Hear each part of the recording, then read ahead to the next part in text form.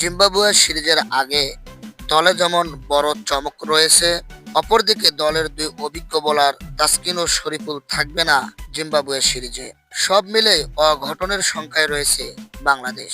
বিস্তারিত থাকছে পুরো ভিডিওতে, তাই ভিডিওটি না টেনে সম্পূর্ণ দেখার অনুরোধ রইল। জিম্বাবুয়ের বিপক্ষে আসন্ন সিরিজকে সামনে রেখে বাংলাদেশ ক্রিকেট দলে দেখা দিয়েছে বেশ কিছু চমক, যেমন নতুন স্কোয়াড, কয়েকজন গুরুত্বপূর্ণ খেলোয়াড়ের অনুপস্থিতি এবং জিম্বাবুয়েকে ঘিরে অঘটনের সংখ্যা।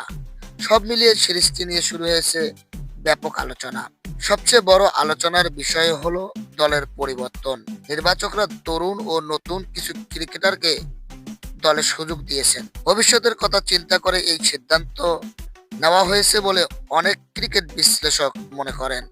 তবে নতুনদের জন্য এটি যেমন বড় সুযোগ, তেমনি নিজেদের প্রমাণ করারও বড় মঞ্চ।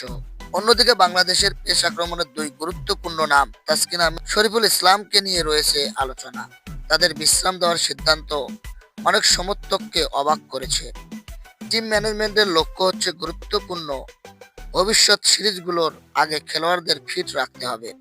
তবে প্রশ্ন উঠেছে, তাদের ছাড়া বাংলাদেশ বোলিং আক্রমণ কতটা কার্যকর হবে।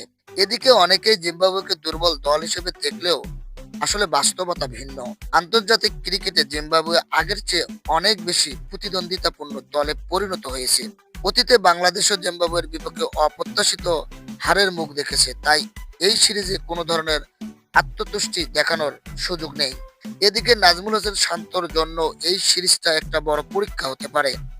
ব্যাট হাতে ভালো পারফরমেন্সের পাশাপাশি দলকে সঠিকভাবে নেতৃত্ব দেওয়ার দায়িত্ব থাকবে তার কাঁধেই। তাই সমর্থকরা আশা করছে বাংলাদেশ নিজেদের সামর্থ্যের সেরা ক্রিকেট খেলেই সিরিজে আধিপত্য দেখাবে। সবকিছু মিলিয়ে জিম্বাবুয়ে সিরিজে বাংলাদেশের জন্য সহজ হবে না এটা বলাই যায়।